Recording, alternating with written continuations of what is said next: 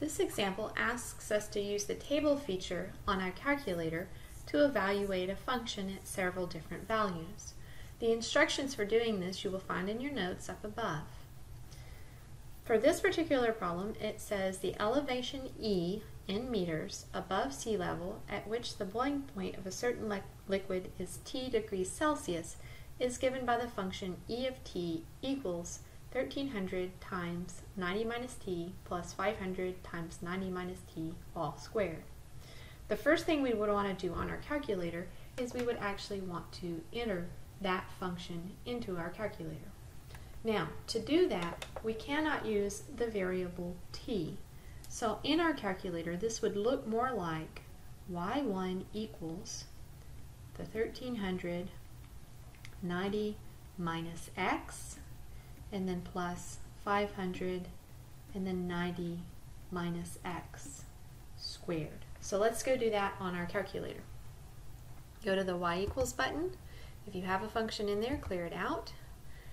1300, open parentheses, 90 minus x, close parentheses, plus 500, open parentheses, 90 minus x, close the parentheses, and then raised to the second power.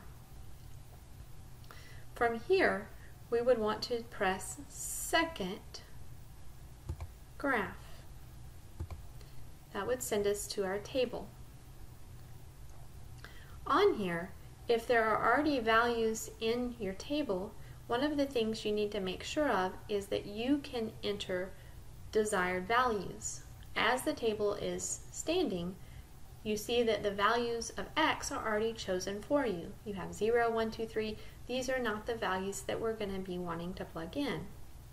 So what we can do is we can go to second window, which is table set, and you should only have to do this once, and then where it says independent, we want to arrow down to there, and where it says auto, arrow to the right so that your cursor's above ask, and press enter. Now go back and do second graph, and now we see that there are no x values listed in the table. The first part of the question is, what is the elevation when the boiling point is 89.5?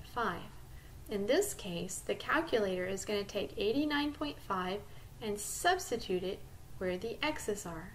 And so what we need to do is type in our calculator 89.5, press enter, and the calculator automatically arrives at the y value for that particular given x value.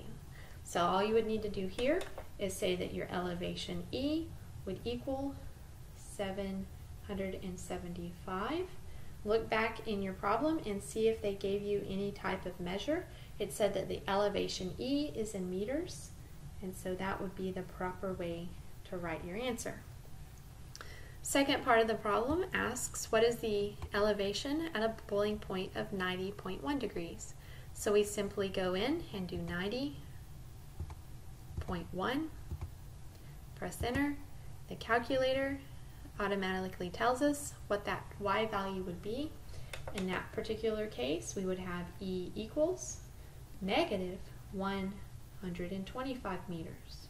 So this would be something that would have to occur below sea level.